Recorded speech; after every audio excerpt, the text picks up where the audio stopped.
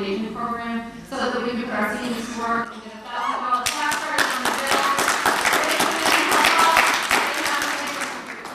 They have say and they are productive and they're helping with the community and they're treating the public every day. Thank you. Thank you. Mr. Penta, you have 1 minute for a follow-up, sir. The Commonwealth comes in they call it an economic assistance grant program. What it does is give you tax credits for the business who might want to come into this community. Well, so the city of Medford at this point in time, if they had a proposal that they would want to share or have within the community, and the Commonwealth of Massachusetts was willing to give you tax credits for it, it could be a great opportunity. These are one of the little inclusionary things that a professional grant writer would do. This is something that I found. This is something I know that I don't know here. Maybe because it's only 1.5 people. I don't know how you can operate with 1.5 people. But that all changed because we need to move forward. We need to be creative. We need to have a project to that ability and move out everything that's old and stale and bring in something that's new and refreshing, like new ideas, willing to listen to people. And at the same time, understand, our tax dollars will be spent accordingly.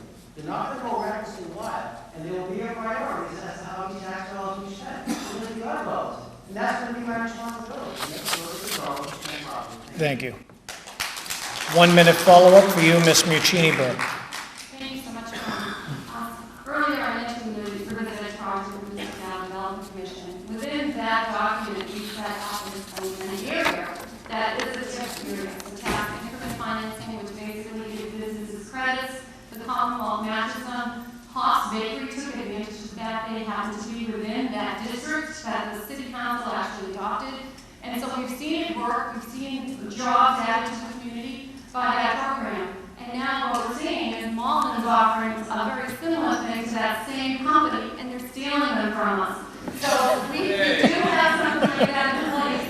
Shame on you. We do have something like that. We do have it in place that is for a specific geographic area, which happens to be Wellington Circle, up to Middlesex Avenue, and the Reserve Charter. That's certainly something that can be extended upon. It takes City Council approval to work with the mayor to get that done, and it's been effective, and we see jobs and create economic opportunities when we do that. Thank you. Thank you, Ms. Muccini-Burke. The next question, we will begin with Mr. Penta. If the City of Medford were to pass a capital improvement plan, how would you prioritize the funds for municipal improvements? 2 minutes to you, sir. The first thing for a capital improvement plan, I wouldn't embark upon that by myself. First of all, I would have some ideas that I would sit down and meet with the City Council. And with my council is the settlement. They serve to be part of what's going on in this community. That's something that we haven't had in years. No pollution. We just need cold. This is what's going on. So by having that and having the council become part of it and having a proposal made by the chief executive office, we'd be able to have an idea of where we're going and how priorities need to be met. Then the next step would be, where does the current fail in this situation? If it's a community, particular part of the city that needs to be addressed as it relates to this capital improvement plan, they would be right. If it's going to be for a citywide benefit, they would be very good for a public hearing. That's the whole thing. It's letting people know what is being done and how much, and then how are we going to pay for it? Are they going to be grants? Is it going to possibly be taxes? Or is it going to be something that just can make it on its own? Or it's going to have a revenue? I don't know. But to say they have a massive capital improvement plan or a capital improvement plan, you can't say what it's going to be right now until you find out what other thoughts out there that need to be addressed. And the only way you can address them is to have the ideas come forward. Now, will the mayor have ideas? Absolutely. Can they be presented? Absolutely. But while they're being presented, that's only one part of it. That's only one part of it.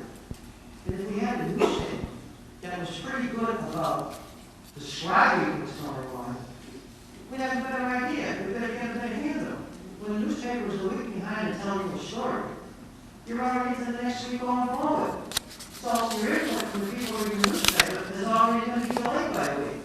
So we need to tell them coming out and we need to address the fact that anything that takes place in this community, whether it's a capital improvement plan or an infrastructure plan, just on our streets, on our water and sewer lines, there's no capital plan for that. We have $7.5 million sitting there.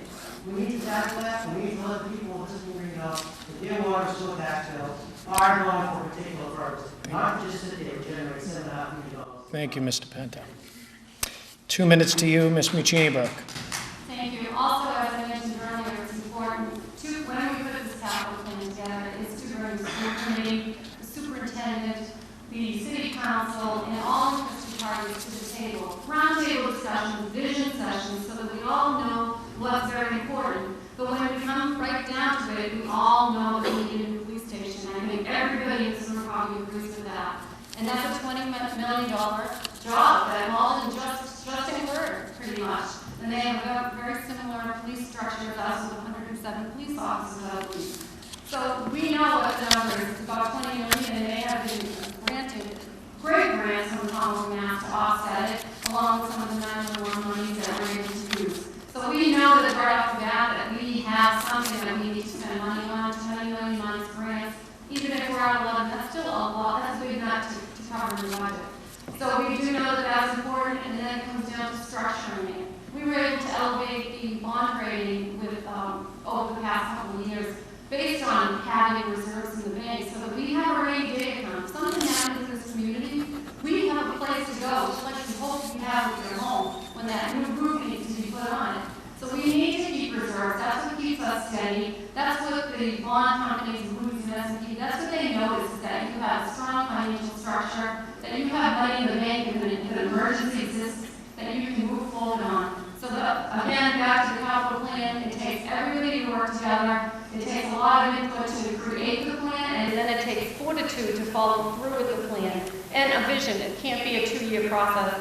You start it up, and then by year 3 and 4, you need to be refreshing your computers and everything else that fell into that capital plan. So that's very important, and I look forward to follow-up. Thank you. You have 1 minute for Jason. We're watching the clock. 2 points. Let's talk about the police department. I said that within the 3 years, my first 3 years, you would have a plan and you would have a financial plan going forward to build a new Medford police station. Stephanie, when she came before the council, said 7 years at minimum, and then it's going to take time to build it. So there's a huge difference between she and I as it relates to where we're going on the Medford Police Department. And you have to understand something. It does take dollars, and I understand that, but Malden went out of their way. They've already got $9 million toward their $18.5 million police station because they worked at it. And if the Covenant administration had worked on it, knowing that it needed a new police station, we would do it. For further example, we just built a new Department of Public Works building. In 1999, the proposal for a new building was $7.1 million. The vote was 6-1 back then to vote for the new building. I was on the one side that said, do it now. My opponent wasn't. Now here we are, 2015, and it's a $15.5 million cost. You don't have enough men, you don't have enough equipment to handle the needs of today. That's not what you call good planning. That's what you call planning that just is not taking place properly, and you're going to have to make some adjustments. That means hiring more people to do the services and possibly hiring more equipment. Okay, I'm sorry. Thank you, Mr. Machine. Actually, if I look back at the tapes, I think it was probably 2 years ago when I went before the council and said that we need to structure, with all the work that we were doing, that we need to structure our debt, and that we would have to start working on the plans. It takes 1.5 years for architects to draw plans for a police station. It's not an easy task, and it's not an overnight project. So we would have to start probably by June of this year to see something built in 2.5 years later. Probably more, 2 to get it drawn up and then another year of construction. But in the meanwhile, I also think that we should evaluate some of the commercial properties that we have in our community, see if anything is suitable that we could inhabit it for a police station, and look at that way because that's a far cheaper project to take under. And so we need to evaluate that to see if we're able to pull that off. And if so, then we can implement that fairly quickly, keep our police department intact where it is, and move to another location. Some of the thoughts, we had consultants come in and they wanted to take down part of the building, and then you still have to house your police station somewhere else in the interim. It costs a lot of money to do that temporary housing. We have a courthouse also there that is, their lease is going to be expiring in the near future. They have cells built in. We need to look at that opportunity. Thank you.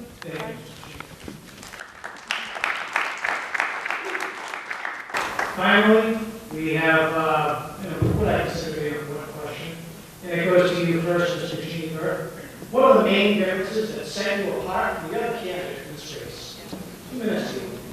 Well, Bob and I served together for my 15 years as a counselor. We got to know each other, I think, pretty well. We understood our work ethics. We both worked really, really hard. and I think that we were both prepared. I think I have a different tenor, a different mannerism, and a different background than he does. I come from the private sector, where it's very important to meet efficiencies, and it's also my background as a certified public accountant that I bring to the table. So we're different from our experiences. I believe Bob has been in public office for most of his life, whereas I have the private sector background for a good 25-year chunk of my life. So I think that when I bring that to the table, it's a difference. It's a difference in philosophy. It's a difference in how we see things. And also, Democrat, Republican, we see things differently from taxes to just about everything else. But we have very different personalities. I feel that I'm a very inclusive person. I definitely listen. And I think when I was on the council, I was able to bridge some of the differences between the 7 of us, which is really important to have someone that's able to get everybody around a certain topic so that you can ultimately move forward, as opposed to just saying no for the sake of no. I think it's very important to work through the little details to come up with something that's a really special project. So I think those are some of our differences. Thank you. Thank you very much. 2 minutes to you, Mr. Panther. First of all, this is not a Democrat and a Republican race. It's a nonpartisan race. That's the most important thing.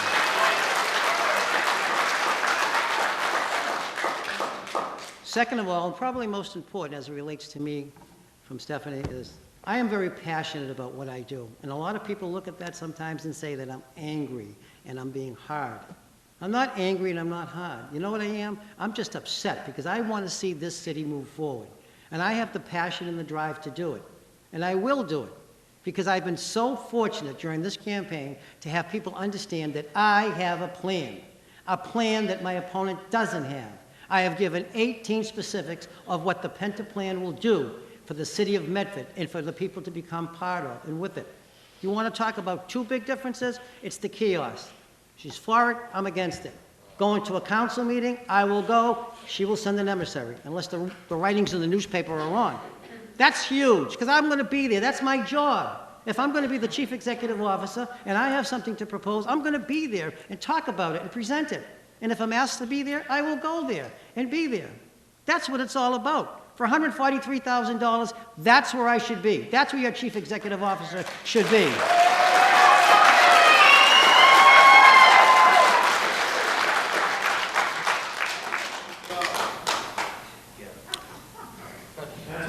Thank you very much. Mr. Yoshini-Berg, 1 minute call. Thank you.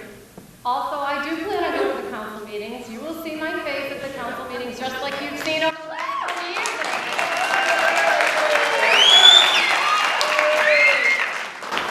We are different people. I think I'm as passionate as he is about this community. I've invested in it. I've raised 3 children here.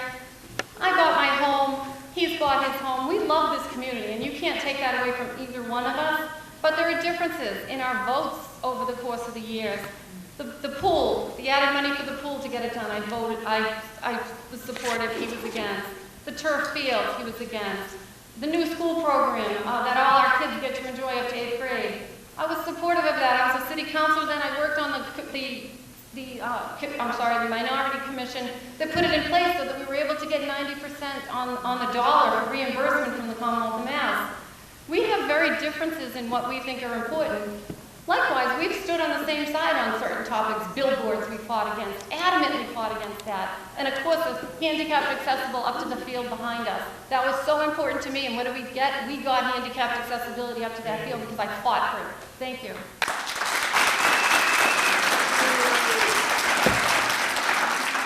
I just have to say, this is one of the most energetic crowds that I've witnessed in a debate. So. These candidates both did a very good job. They both had an even amount of time. They both started first the same number of times, and now we've come to the closing. And because of the pre-selection that we did earlier, the first closing will be 2 minutes to Mr. Penta. The second closing will be Ms. Muccini-Burke. If you need a minute, we can give you a minute, or if you're ready to begin, we'll start right now. When you begin, we'll start the clock. You ready? We're ready. During this campaign, I have received the best of all endorsements. and that is from you, the Medford taxpayers, and citizens of this community, from all walks of life and occupations. I have dedicated my entire 39 years of work to government, be it as an administrator, a former union member, and as an elected official. I believe my educational, professional, and elected experiences are the necessary tools needed to move our city forward. From the very beginning of this campaign, my focus has been directed on my vision and plan for Medford. My opponent, however, to date, has articulated no clear vision or presented any plan for the future. My opponent has spent considerable time, energy, and has paid $14,300 to hire outside political consultants to attack, smear, and distort my record as a public official. This election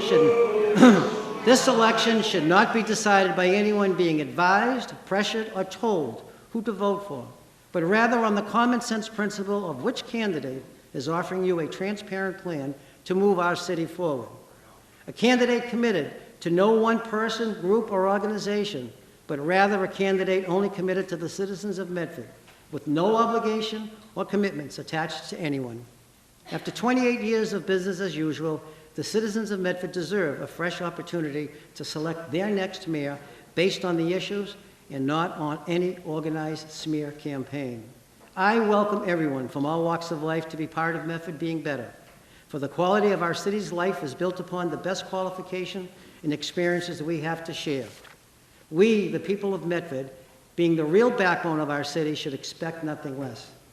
As Medford's first woman mayor, Mayoral Perica, who I was very proud to have served on, once said, "True leadership is found in the plan that one has to offer for respectful consideration."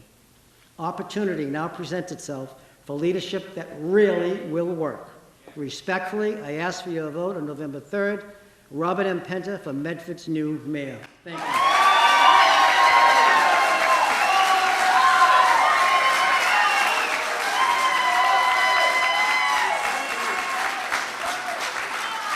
Thank you all. Thank you. Ms. Muccini-Burke, are you ready to begin? I am, sir. Thank you so much for being here tonight. This is certainly an exciting time in our community. The level of civic engagement is unprecedented in our history. I have met so many residents who have shared their life stories, from the Vietnamese man who was so proud to provide a safe life to his family and to be called a U.S. citizen, to the Haitian mom who came here for a better life. Simply astounding individuals, and I'm humbled by their support. You will elect a CEO who will lead the city forward.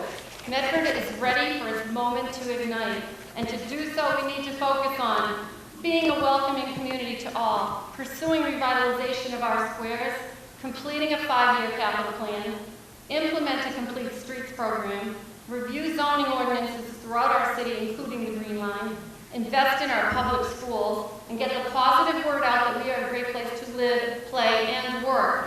These will be at the forefront of my administration.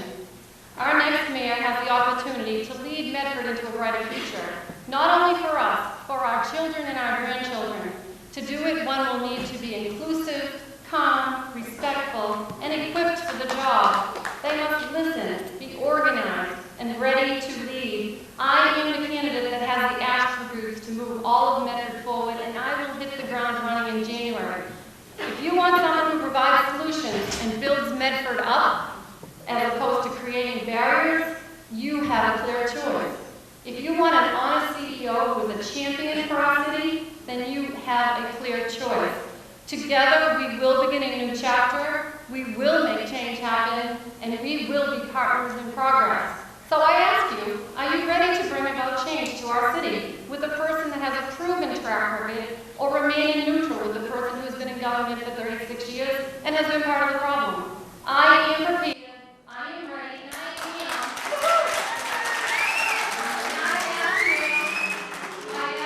am. Please let her finish. November 3rd, and I am Stephanie Muccini-Burke. Thank you.